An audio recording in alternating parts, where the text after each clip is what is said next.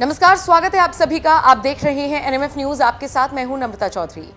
Encounter की खबरों को आपने कई बार पढ़ा होगा और अगर हम बात कर रहे हैं एनकाउंटर की तो यूपी से इस तरह की खबरें अक्सर आती रही हैं।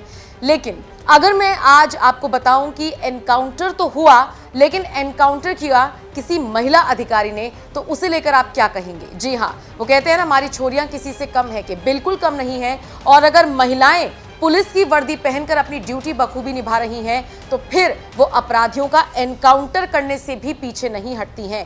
ये अपने आप में एक पहला मामला है जो यूपी से सामने आया।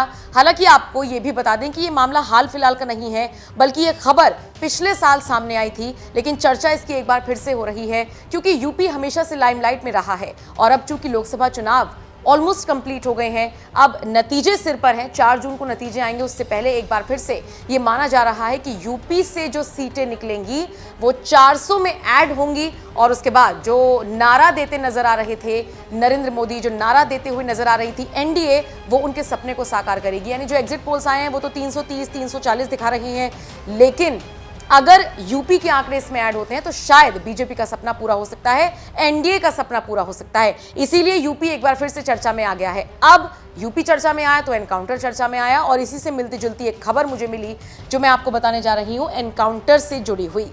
दरअसल कुशीनगर का ये मामला था। एक एनकाउंटर हुआ जो अपने आप में बहुत खास था। ये अपने आप में पहला एनकाउंटर था जहां पर महिला एसएचओ के नेतृत्व में महिला सिपाहियों के द्वारा 25,000 के इनामी बदमाश को एनकाउंटर के बाद गिरफ्तार कर लिया गया। इस एनकाउंटर की खास बात यही रही कि इसकी अगुवाई महिला पुलिसकर्मियों के द्वारा ही की गई थी।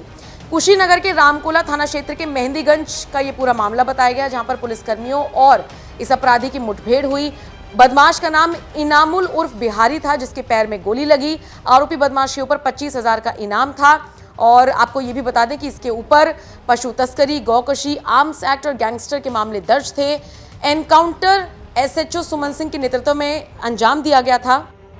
एनकाउंटर के बाद बदमाश के पास से असलहे, कारतूस और एक बाइक भी बरामद की गई थी।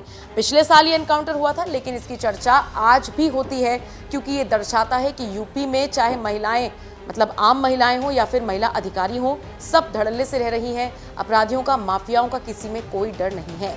आप इस खबर को लेकर क्या राय रखते हैं? कमेंट करके जरूर बताएं।